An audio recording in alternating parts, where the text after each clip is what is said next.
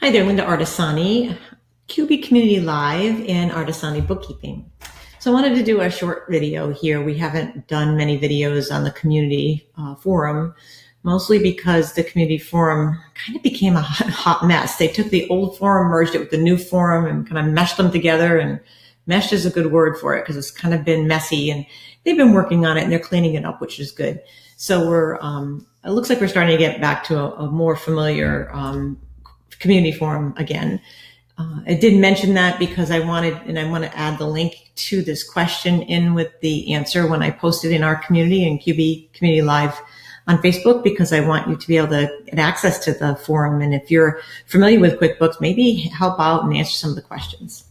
So the question I found on Sunday was, can you delete a bank account even if it hasn't been reconciled yet? Does it need to be a zero balance? So really quickly on Sunday, I just wrote back and said, honestly, I'd reconcile it, right? I would, especially if it's a bank account that you've maybe closed and moved on to another bank account, reconcile it to zero. Once you get the final statement, reconcile it to zero and then make it inactive.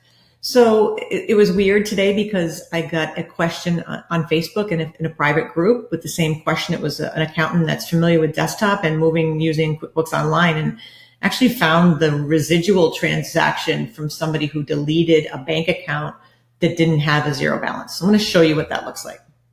So let's come over to this bank account. So I'm just pretend that this bank account here is a bank account I didn't want on my books for whatever reason. Maybe I closed it to zero or whatever reason I don't want it here. So I just come over to the right and I hit delete to get rid of it.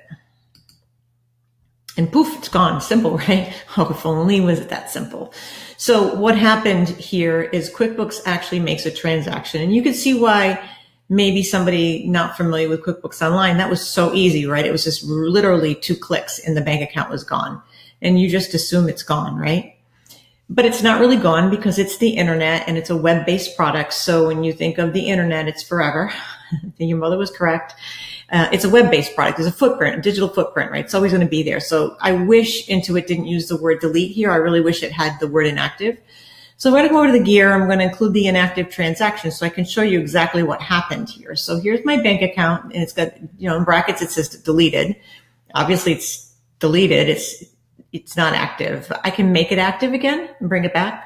And let's look in the register to see what happened. So because I had a balance of $26,864.16 when I went over and just did the 2-click deletion, it made a automatic transaction by QuickBooks Online to account for the balance and to make it zero so it could be deleted. Now, what does that transaction look like? Well, in this particular one, because it had a bank balance, it had a positive balance. I'll show you what it did. It made a check to wipe out the balance, and it posted it to opening balance equity account, which is an account that I clean up constantly. It's an account that should be zero. It's used to enter your balance sheet account when you start a brand new file, and if you're moving from another software or starting a new file, your balance sheet gets entered, and then that account is like the balancing account till you're completely done. Once the balance sheet's in, it's balanced and it should be zero, and this account will be zero. So now this person just deleted the bank account. Real simple, click, click, it's gone. And this is what QuickBooks did to get rid of the balance. It just threw it into an account that's not proper. And really, you just need to get rid of this to bring the bank account back. The proper way to do this is to come in and reconcile it. Let's say you closed the bank account. You started a new bank account with $26,864.16. Maybe you make a transfer to the new bank account, whatever happened.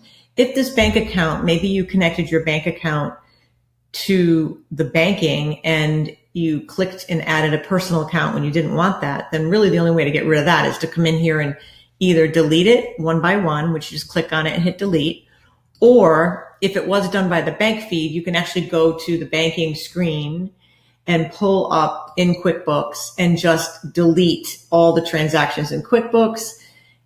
Just select them and hit undo, and that will populate them back into the for review screen. And then you can just select them here and then exclude them. And then that'll throw them in the excluded category, and then you can get them off. And then the bank account will be zero, and you can remove it. And basically when you remove it, you're going to delete it just like I did, but it will have a zero balance, and you'll still be able to bring it back, and it'll just have the zero balance and no transactions.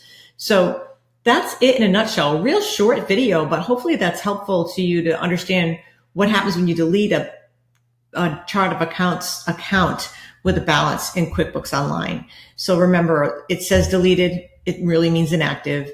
And you really should, proper accounting practice would be to reconcile it to zero, then remove it off the books.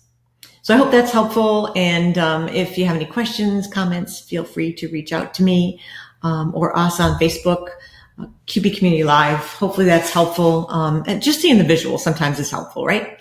Thanks for watching. Bye.